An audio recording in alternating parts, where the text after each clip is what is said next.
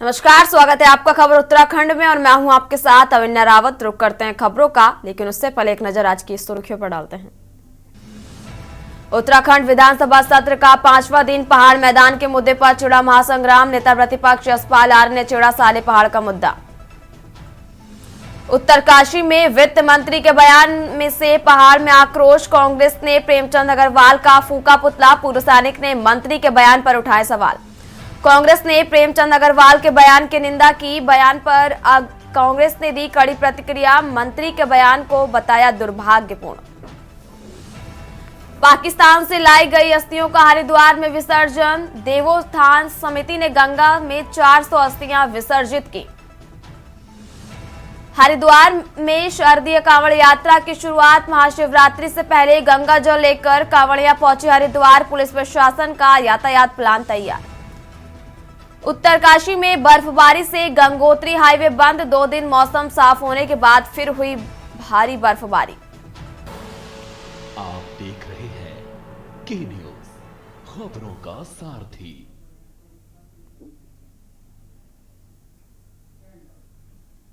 और अब बात कर रहे हैं रुड़की की, जहां शमशान घाट से अस्थियां चोरी का ये मामला सामने आया, जहां अस्थियां चोरी करने वाला आरोपी गिरफ्तार और कब्जे से तंत्र विद्या से जुड़ी सामग्री भी बरामद की है पुलिस ने।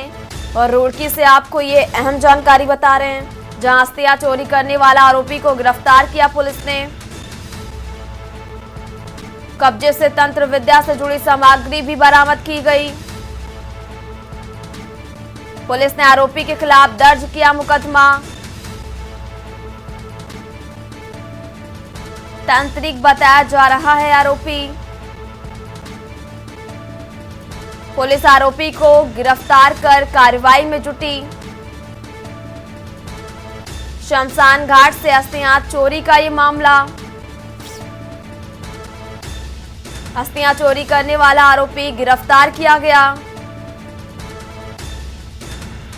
खबर रुड़की से, जहां शमशान घाट से अस्थियां चोरी करने का ये मामला सामने आया है, जहां अस्थियां चोरी करने वाले आरोपी को पुलिस ने गिरफ्तार भी कर लिया और कब्जे से तंत्र विद्या से जुड़ी सामग्री भी बरामद की गई।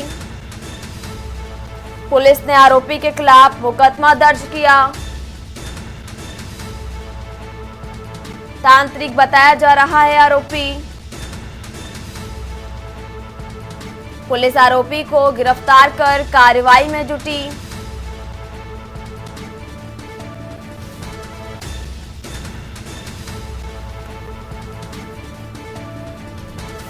अस्थियां चोरी करने वाला आरोपी गिरफ्तार किया गया।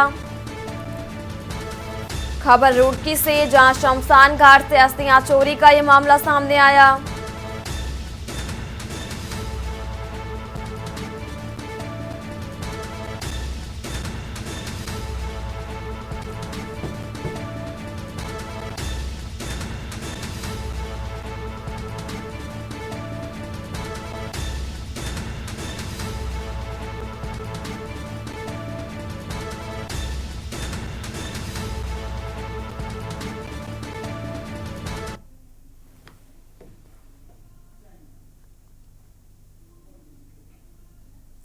सरोवर नगरी नैनीताल में भारतीय जनता पार्टी के कार्यकर्ताओं ने भू कानून विधेयक के ध्वनि नियम से पारित किए जाने का जश्न धूमधाम से मनाया। भाजपा कार्यकर्ताओं ने नैनीताल स्थित श्री राम सेवक सभा प्रांगण में आतिशबाजी कर खुशी जाहिर कर मिष्ठान वितरण किया।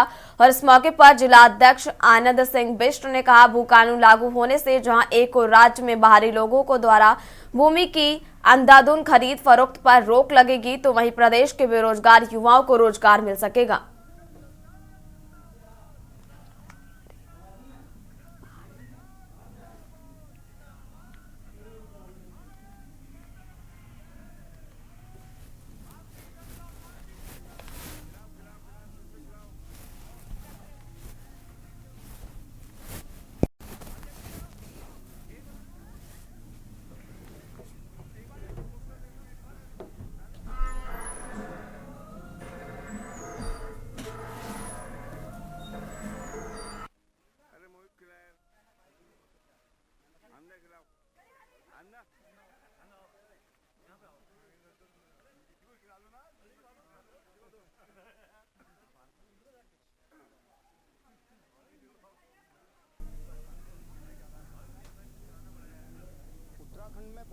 समय से एक मांग चल रही थी कि यहाँ की ज़मीन में भारी लोग उसको खरीद फरोख्त कर रहे हैं, अंधाधुंध तरीके से यहाँ की ज़मीनें बेची जा रही थी।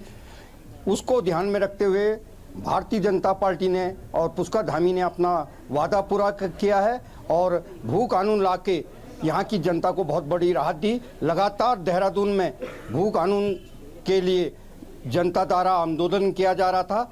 ये पास करने के साथ ही पहाड़ की जो हमारी ज़मीनें हैं, जो गरीब जनता की ज़मीनें हैं, उनको उनकी रोकथाम लगेगी खरीद फरोख्त पर, जिससे कि जनता को बहुत राहत मिलेगी। आने वाले समय में यहाँ के युवाओं को रोज़गार मिलेगा, क्योंकि वो उस ज़मीन को ना बेचकर होम स्टे के जरिए नया रोज़गार शुरू करेंगे।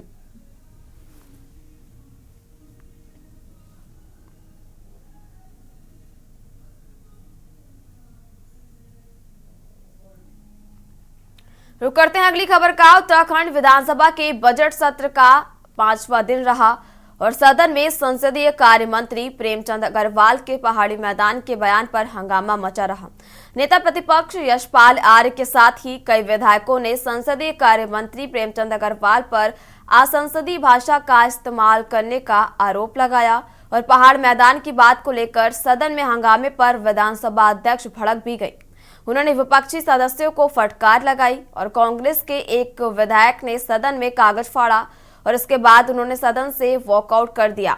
कहीं ना कहीं विधानसभा बजट सत्र इस बार हंगामेदार रहा। देखिए हमारी खास रिपोर्ट में।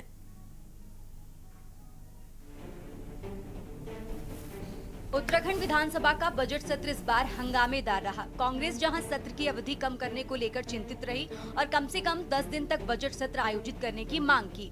बजट सत्र के पहले दिन राज्यपाल का अभिभाषण हुआ, जिसमें उन्होंने सरकार की उपलब्धियों के बारे में विस्तार से बताया। इसके अगले दिन राज्यपाल के अभिभाषण पर चर्चा हुई। वहीं सदन में सरकार ने करीब 1 लाख करोड़ रुपए का बजट पेश किया। इसके साथ ही विधानसभा सत्र के दौरान 10 विधेयक पास किए गए, जिसमें अहम भू कानून विधेयक धामी सरकार ने पास किया। अब उत्तराखंड के हरिद्वार और उधम सिंह नगर को छोड़कर कोई भी बाहरी व्यक्ति कृषि और उद्यान की भूमि नहीं खरीद पाएंगे। अभी तक उत्तराखंड में बाहर के लोग बिना मंजूरी के 250 वर्ग मीटर और मंजूरी लेकर 12.5 एकड़ से अधिक भूमि कृषि और उद्यान के लिए खरीद सकते थे। मुख्यमंत्री पुष्कर सिंह धामी ने कहा कि राज्य की जनता की लंबे समय से चली आ रही सख्त भू कानून की मांग को पूरा किया गया है। ये कानून से राज्य के संसाधनों, सांस्कृतिक विरासत और नागरिकों के हितों की रक्षा होगी। निश्चित रूप से जो भी हमने फैसले लिए हैं, चाहे नकल रोकने का कानून हो, धर्मांतरण का कानून हो, दंगा रोकने का कानून हो, या देश का पहला राज्य देवभूमि उत्तराखंड को होने का गौरव हो, यूसीसी लागू करना हो, ये सभी निर्णय हमने राज्यवासियों की जनभावनाओं के अनुरूप लिए। निकट भविष्य में भी हम ऐसे निर्णय लेते रहेंगे। देखिए, मैंने जैसे ही कल मुझे जानकारी हुई कि सदन में इस प्रकार की बात हुई है, ऐसा नहीं है कि वो केवल एक तरफ से बात हुई, लेकिन फिर भी मैंने संसदीय कार्य मंत्री श्री प्रेमचंद अग्रवाल जी को तत्काल मैंने उनसे कहा कि इस प्रकार का एक बात लोगों के अंदर जा रही है, आप तत्काल इस पर अपनी बात यहाँ सदन के अंदर कहिए। तो उन्होंने सदन के अंदर अपनी बात कही है और उन्होंने पूरी तरह से उसको एक्सप्लेन किया है कि उन्होंने क्या कहा, और वो स्वयं लंबे समय से राज्य के अंदर काम कर रहे हैं और उत्तराखंड आंदोलन में भी सक्रिय रहे हैं। इसलिए मैं समझता हूँ कि उन्होंने अपनी बात कह दी। हाउस में हंगामा सा हुआ। किस तरीके के इन्होंने बयान दिए थे, किस तरीके के बयान दिए थे? पहाड़ का विधायक बोल रहा था, उनको उस तरीके से बात कर रहे थे वो, और उसके बाद में क्या उनका रवैया रहता है हाउस में? क्या वो हाउस के कोई हेडमास्टर है या कोई प्रिंसिपल है? अरे मेंबर सारे हैं, जब तुम मेंबर हो तभी तुम मंत्री बने हो, यदि मेंबर ही नहीं होगे तो मंत्री अपना भी तो व्यवहार संभालना चाहिए। हमने भी वीडियोस में देखा कि पहाड़ का ये व्यक्ति नेगी था, उसको किस तरीके से ये पीट पाट रहे थे। तो हमने तो इसलिए कहा कि भाई वो सदन में जवाब जो मांग रहे हैं उसका जवाब दो आप प्राधिकरण। वो तो हमारे मेंबर ने पूछा, तो मैंने वैसी चुटकी लेते हुए कह दिया। देखिए, मैं समझता हूँ कि निरंतर इस प्रकार की घटनाएं गैरसैंण को लेकर के हमेशा घटती रही हैं और केवल जनता को गुमराह करने का प्रयास ये निरंतर किया जा रहा है। गैरसैंण में कोई इस प्रकार की ठंड आज भी नहीं है। क्योंकि मैं 25-26 जनवरी को स्वयं गैरसैंण भरारी शहर में ध्वजारोहण कार्यक्रम में मैं वहाँ पर था, सभी बच्चे वहाँ पर थे, सारा स्टाफ वहाँ पर था और ऐसी कोई बात नहीं। और वर्तमान जहाँ पर अभी बात चल रही है कि सत्र नहीं कराना चाहती सरकार, वर्तमान समय में वहाँ पर विधानसभा भवन के अंदर कार्य चल रहा है, तो इस समय वहाँ पर सत्र कराया जाना संभव नहीं था। तो मैं समझता हूँ कि सरकार भी चाहती है, माननीय मुख्यमंत्री चाहती है, हमारे माननीय अध्यक्ष जी निरंतर प्रयास कर रही हैं कि हम लोग अधिक से अधिक समय वहाँ पर सत्र चलाएं। और उसके बाद हम उत्तराखंडी हैं और हम पहाड़ और मैदान की बात करेंगे तो दुर्भाग्यपूर्ण है, आने वाली पीढ़ी को क्या शिक्षा हम दे पाएंगे। इसलिए इस तरह की बातें नहीं होनी चाहिए और मैं इसका बहुत विरोध करता हूँ। और कम से कम मर्यादा में इधर आइए, चाहे विधायक हो चाहे मंत्री हो, अदलाबदली ऐसी होनी चाहिए तो किसी के समाप्त। विधानसभा के बजट सत्र के दौरान जहां एक और 10 विधेयक पास किए गए, वहीं शुक्रवार देर रात करीब 11:30 बजे सीएम के बजट भाषण के बाद मंत्रियों ने विभागवार अनुदान मांगों को सदन में रखा और सभी मांगों को मंजूरी दे दी गई। बजट सत्र पर चर्चा के दौरान भाजपा विधायकों ने जहां इसे राज्यहित का समावेशी बताया, जबकि विपक्षी विधायकों ने बजट को दिशाहीन करार दिया। धामी सरकार की ओर से देहरादून विधानसभा में बजट सत्र आयोजित किए जाने का कांग्रेस ने जमकर विरोध किया। विपक्ष के विधायक विधानसभा सत्र देहरादून में आयोजित करवाने के विरोध बाकायदा कंबल ओढ़कर विधानसभा पहुंचे। कांग्रेस के विधायकों ने कहा कि इतना बड़ा इंफ्रास्ट्रक्चर बनवाने के बाद भी गैरसैंण में बजट सत्र आयोजित नहीं किया जाना कहीं न कहीं गैरसैंण की उपेक्षा है। कांग्रेस विधायकों ने ग्रीष्मकालीन सत्र गैरसैंण में आयोजित करने की मांग उठाई।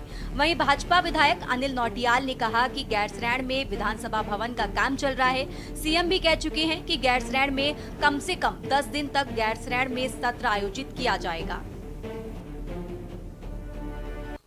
हम सब पहले उत्तर प्रदेश के निवासी थे।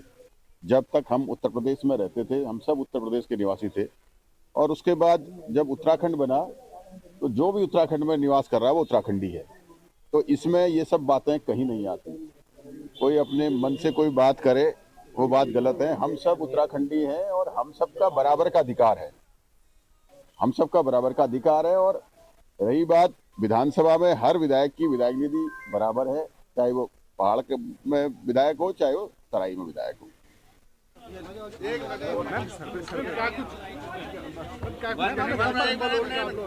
भाई सरकार को ठंड लग रही है। एक बात बताइए, ग्रीष्मकालीन राजधानी गैरसैंण घोषित की गई और ग्रीष्म जो सत्र है, ग्रीष्मकालीन सत्र, वो ही वहाँ नहीं हो रहा, बजट सत्र नहीं हो रहा, सिर्फ खाना पूर्ति सरकार कर रही है। तो सरकार को ये चेताने के लिए कि उत्तराखंड में आखिरी छोर तक व्यक्ति रहता है, उन पहाड़ों में लोग रहते हैं, उनके लिए क्या नीति है, क्या सोच है। और ये साफ झलकता है कि जो सरकार है वो सिर्फ और सिर्फ बात बना रही है, जनता तक पहुंचने का कार्य करने की उनकी कोई सोच नहीं है। और ये कंबल जो है हम सरकार को भेंट स्वरूप लाएं, ताकि इस कंबल के रूप में उन्हें ये याद रहे कि गैरसैंण में भी एक राजधानी घोषित की गई है जिसमें सत्र आहूत होना चाहिए।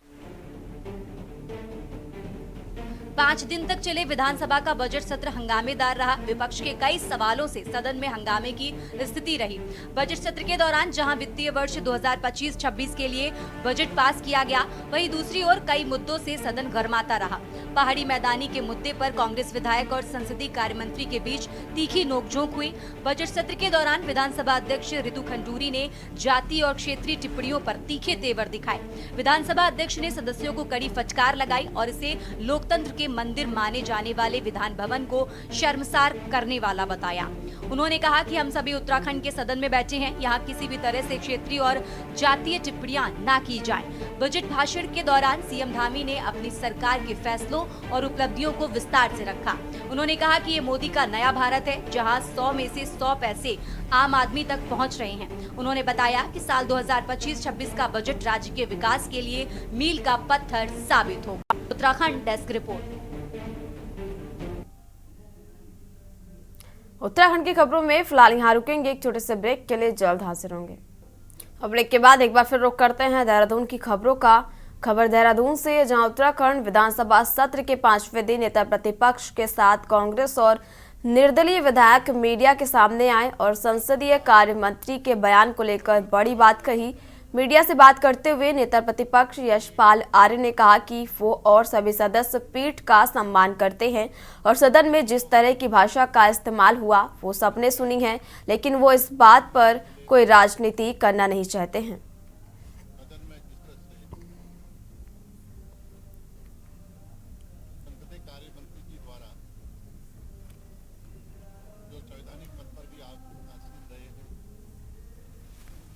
देखिए, मैं आप सबका आभारी और धन्यवाद देना चाहता हूं कि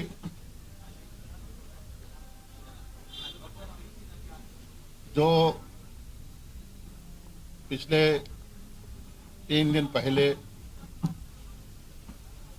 सदन में जिस तरह से संसदीय कार्य मंत्री जी द्वारा जो संवैधानिक पद पर भी आसीन रहे हैं, विधानसभा के अध्यक्ष रहे हैं, मंत्री रहे हैं और वर्तमान में संसदीय कार्य मंत्री हैं, उनसे हम ऐसी अपेक्षा नहीं कर सकते हैं। उन्होंने कांग्रेस के हमारे माननीय विधायक मदन बिष्ट जी पर एक मिथ्या पूर्वाग्रह से ग्रसित होकर या सत्ता के मद में दूर होकर जो कहा है वो सत्यता से परे है। अगर ऐसा कुछ था तो उन्होंने माननीय अध्यक्ष विधानसभा को उस बात का परीक्षण कराना चाहिए था, मेडिकल चेकअप होना चाहिए था और सदन में जो भी घटनाएं होती हैं, जो भी हम परिचर्चा में भाग लेते हैं, वो सदन के बाहर उस पर चर्चा नहीं होती है। खबर देहरादून से, जहां विधानसभा के बजट सत्र का 5वां दिन और उत्तराखंड की धामी सरकार ने 1 लाख करोड़ से अधिक का बजट भी पास कर दिया है। और वहीं लक्सर विधायक मोहम्मद शहजाद ने कहा कि बजट तो हर साल पास होता है, लेकिन बजट का एक बड़ा हिस्सा ब्याज के पैसे में चला जाएगा।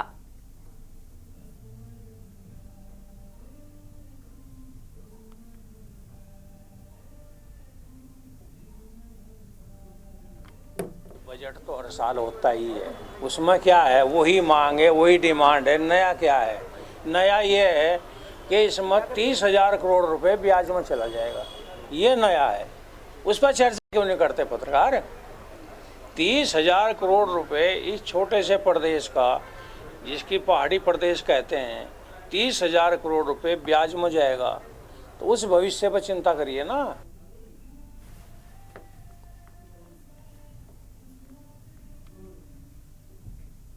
उत्तराखंड की खबरों में फिलहाल इतना ही। आप देखते रहिए के न्यूज़ इंडिया। नमस्कार।